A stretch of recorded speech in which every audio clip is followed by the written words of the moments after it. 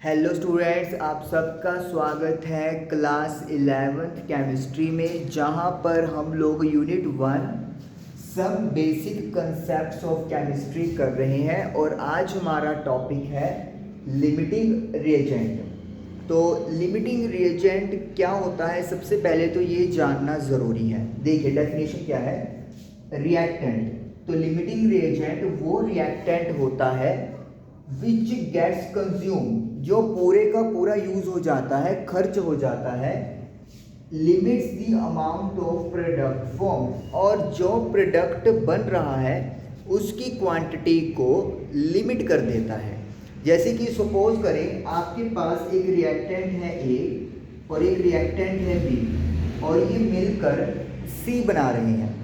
अब कंडीशन ये है कि अगर ए 10 ग्राम हुआ तो ये बी के 20 ग्राम से रिएक्ट करेगा और 30 ग्राम सी बनेगा। ये मान लेते हैं बैलेंस्ड इक्वेशन को रिप्रेजेंट कर रहा है। लेकिन अगर सपोज करो मेरे पास 20 ग्राम सब्सटेंस ए है, तो एज पर द इक्वेशन मुझे बी क्या चाहिए, डबल चाहिए। लेकिन अगर सपोज करो बी मेरे पास 35 ग्राम हुआ, चाहिए मुझे कितना, बी मुझे चाहिए ए से डबल यानी कि 40 चाहिए। लेकिन मेरे पास अवेलेबिलिटी कितनी है, 35 ग्राम्स की है। तो इसका मतलब है कि मेरे पास जो प्रोडक्ट है सी, वो प्रॉपर तरीके से जितना बन सकता था एज पर ए के हिसाब से प्रोडक्ट क्या बन रहा है, 3 गुना बन रहा है। 10 ग्राम लिया है और उसका ट्रिपल बन गया सी। तो अगर मैं 20 ले रहा हूं तो 60 ग्राम बनना चाहिए, लेकिन ऐसा होगा नहीं, क्योंकि कंडीशन के अकॉर्डिंगली अगर ए का जितना भी अमाउंट होता है बी को उसकी डबल की ज़रूरत है। तो फिर अगर मुझे 20 ग्राम ए का रिएक्ट करवाना है तो मुझे 40 ग्राम्स बी चाहिए। तो फिर इसका मतलब क्या हुआ, इसका मतलब ये हुआ कि 20 में से 10 ग्राम और 35 में से 20 ग्राम ये रिएक्ट करके 30 ग्राम्स ऑफ मटेरियल प्रोड्यूस कर देंगे। लेकिन जो इसका 10 ग्राम बच जाएगा और जो इसका 15 ग्राम बच जाएगा वो या तो अनयूज्ड ही रह जाएगा या फिर कोई और प्रोडक्ट भी बन सकता है। तो इसका मतलब है बी की वजह से जो सी की जितनी क्वांटिटी बन सकती थी उतनी नहीं बन पा रही है। तो बी यहाँ पे क्या है, लिमिटिंग रिएजेंट है। लेकिन इसका मतलब ये नहीं है कि सिर्फ हमेशा दूसरे वाला रिएक्टेंट ही हमेशा लिमिटिंग होगा, ऐसा भी कुछ नहीं है। अब अगर मैं यहाँ पे केस रिवर्स कर दूं, मैंने बी डबल कर दिया 40, तो रिक्वायरमेंट के अकॉर्डिंगली ए का अमाउंट बी का हाफ है, तो मुझे ए कितना चाहिए, 20 ग्राम्स चाहिए। लेकिन सपोज कर लो ए मेरे पास 18 ग्राम्स है, तो यानी कि आइडियल कंडीशन की रिक्वायरमेंट पूरी नहीं हुई।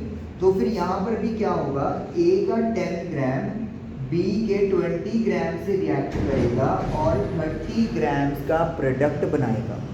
तो यानी कि यहाँ पे जो ए है वो 8 ग्राम और जो बी है वो 20 ग्राम क्या बचेगा, अनयूज्ड बच जाएगा।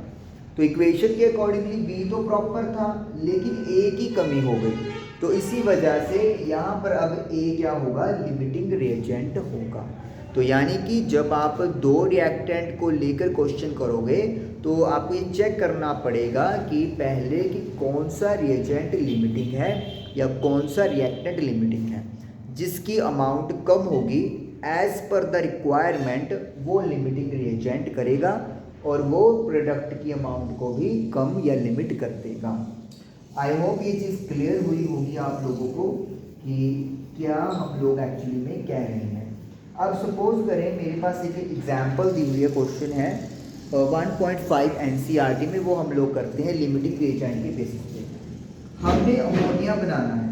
सबसे पहले तो NH3 अमोनिया बनने की रिएक्शन लिख लें, N2 + 3H2 twice of NH3। अगर रिएक्शन दी हुई है तो अच्छी बात है, अदरवाइज आपको रिएक्शन आनी चाहिए। अगर नहीं आएगी रिएक्शन तो आप ये कोफिशिएंट नहीं प्रॉपरली लगाओगे और आपका आंसर गलत आएगा। अब उन्होंने कहा है कि नाइट्रोजन मेरे पास 50 किलोग्राम है और हाइड्रोजन मेरे पास 10 किलोग्राम है। तो पहले तो मुझे एक तो ये आइडेंटिफाई करना है कि इसमें से कौन सा जो रिएक्टेंट है वो लिमिटिंग है, और फिर जितना मटेरियल अवेलेबल है उसके अकॉर्डिंगली मेरे पास कितना मास या कितना प्रोडक्ट बनेगा, यानी अमोनिया कितना बनेगा। तो आइए सबसे पहले तो आइडियल कंडीशन की कहानी चेक करते हैं। जैसे कल हम लोगों ने बात की थी कि जो कोफिशिएंट आगे लगे होते हैं वो उससे हम लोग 3 से 4 तरीके से अपने सिस्टम को बिठा सकते हैं। मैं यहाँ पे मोल्स के अकॉर्डिंगली बात करूँगा। तो उस चीज़ के अकॉर्डिंगली क्या है, 1 मोल ऑफ नाइट्रोजन रिएक्ट्स कर रहा है 3 मोल्स ऑफ हाइड्रोजन के साथ, ताकि 2 मोल्स ऑफ अमोनिया बन सके। लो जी, ये बात हो गई मोल्स की कि 1 मोल 3 मोल ऑफ हाइड्रोजन से रिएक्ट करता है 2 मोल्स ऑफ अमोनिया के लिए। अब हम लोग क्या करेंगे, हमें जो यहाँ पर मास दिया हुआ है इसको हम लोग मोल्स में कन्वर्ट कर लेंगे। देखिए मोल्स का फॉर्मूला लिखिए पहले। तो मोल्स का फॉर्मूला क्या होता है, मास upon molar mass, mass divided by molar mass. तो गिवन मास कितना है, सपोज करें पहले आप हाइड्रोजन की बात करते हैं, तो N नाइट्रोजन की, सॉरी ये N मतलब मोल्स निकाल रहे हैं नाइट्रोजन के, कितना मास गिवन है 50 केजी के ग्राम्स बनाएंगे, क्योंकि जब मैं मोल्स की बात करता हूं तो मास ग्राम में कन्वर्ट करना होता है, या फिर मोलर मास को भी केजी में कन्वर्ट करो, तो ग्राम से किलोग्राम करना थोड़ा इजी है। Divided by molar mass N2 का जो मोलर मास है वो कितना होता है, वो होता है 28। नाइट्रोजन की एक एटम का 14, क्योंकि 2 लगा हुआ है पैर में, तो 14 × 2 28 हो जाएगा, तो 28 आ गया। तो ये मैं आपको डायरेक्ट कैलकुलेशन बताता हूँ कि कितना आ रहा है। ये आ रहा है 17.86 × 10⁻²⁴ मोल। ओके, इतने मोल्स आ गए मेरे पास किसके, नाइट्रोजन के। तो मैं इधर लिख लेता हूँ नाइट्रोजन के मोल्स 17.86 × 10⁻²। इस तरीके से भी लिख लेते हैं ताकि हमें देखना इजी हो जाए कि किसकी क्वांटिटी कितनी है। ओके, अब बात करेंगे मोल्स ऑफ हाइड्रोजन की। अब हाइड्रोजन की मोल्स देख लेते हैं। हाइड्रोजन का मास है 10 किलोग्राम, किलोग्राम के ग्राम बना दो। हाइड्रोजन का मास 2 होगा, 2, तो यहाँ पे 2 कर देंगे हम लोग, क्लियर है। तो हाइड्रोजन का मास 2 है तो हमने 2 कर दिया।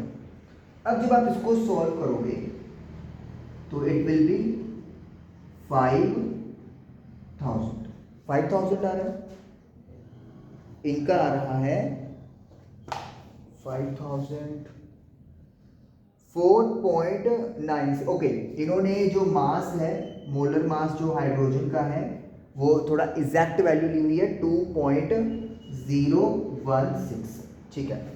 वो आपको गिवन करेंगे ग्राम्स में, तो इसलिए याद तो नहीं रख पाएंगे हम लोग इतनी एग्जैक्ट वैल्यू। तो it is come out as 4.96 × 10⁻³ mole. तो ये हमारे पास आ गया है हाइड्रोजन के मोल्स। इसको आप सोल्व करोगे 4.96 × 10⁻³ 4960, लो जी 4960 मोल्स आ गए हमारे पास।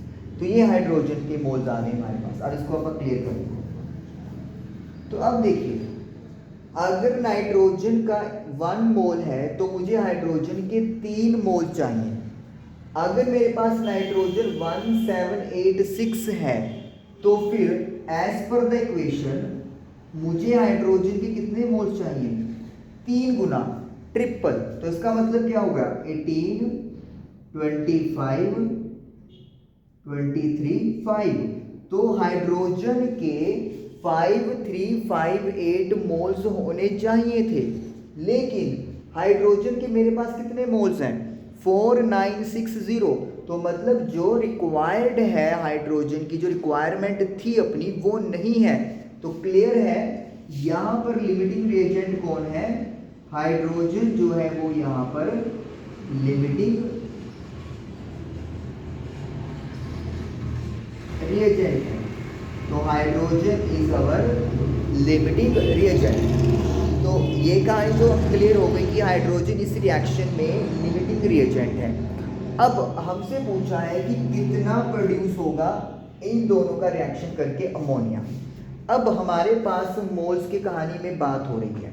तो अब देखिए लिमिटिंग रिएजेंट को ध्यान में रख के ही प्रोडक्ट बनेगा, क्योंकि नाइट्रोजन तो पूरा है लेकिन कमी किसकी है, हाइड्रोजन की।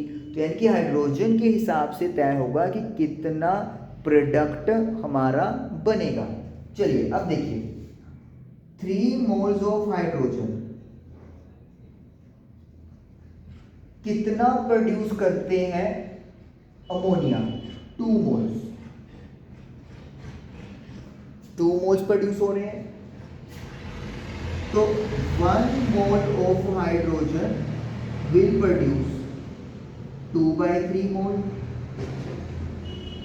Ammonia NH3। ये हो गया। नाउ हाइड्रोजन का कितना मोल अवेलेबल है, 4960। तो फिर ये मेरा कितना आ जाएगा, it will be come out as, इन्होंने कैलकुलेशन, इसलिए मैं ये कैलकुलेशन करता हूँ, मल्टीप्लाई बाय 2 करेंगे तो 2 19 9, सो 9920 अपॉन 3। तो ये इतना मोल आ गए NH3 अमोनिया के। इसको अब हम मोल्स में बदल दे, मतलब डिवाइड कर देंगे। तो 3306.67 लगा लेते हैं। तो इतने मोल्स आ गए अमोनिया के। यानी कि जो रिएक्शन हमारे पास, जो रिएक्टेंट अवेलेबल है, हाइड्रोजन नाइट्रोजन वटएवर जितना भी है, उसके अकॉर्डिंगली मुझे इतने मोल्स अमोनिया की मिलेंगे। मैंने यहाँ पे हाइड्रोजन की उठाया है क्योंकि नाइट्रोजन की क्वांटिटी तो सफिशिएंट है, हाइड्रोजन की क्वांटिटी कम है। तो हाइड्रोजन डिसाइड करेगा कि रियलिटी में कितना प्रोडक्ट हमारा बनेगा। तो उसी के हिसाब से 3306.67 मोल्स ऑफ अमोनिया आएंगे। अब उन्होंने हमसे मास पूछा था, तो मोल्स को मास में बदल देंगे। तो what is the formula to convert given mass upon molar mass is equal to mole होते हैं। ये हमारा फॉर्मूला है। तो अब इसी का यूज करेंगे। मास को हमें फाइंड करना है, किसका मास, NH3 का। नीचे है मोलर मास। इन्होंने मोलर मास प्रॉपरली 17 दिया हो, ठीक है। मोलर मास कैसे निकालेंगे, नाइट्रोजन का 14 होता है, हाइड्रोजन का 1 होता है, तो 1 × 3 3। हालांकि ये भी शायद कैलकुलेशन 17, ओके। यहाँ पे इन्होंने प्रॉपर ले ली वैल्यू, प्रॉपर ले ली इधर 17, इधर नहीं पॉइंट होगा चक्कर डालना। चलो 17 और कितने मोल्स आए हैं मेरे पास, 3306.67। सब कुछ अमोनिया का अब हो गया। अब मास निकालना है तो मल्टीप्लाई कर देंगे हम लोग। इसको इरेज कर देता हूं मैं।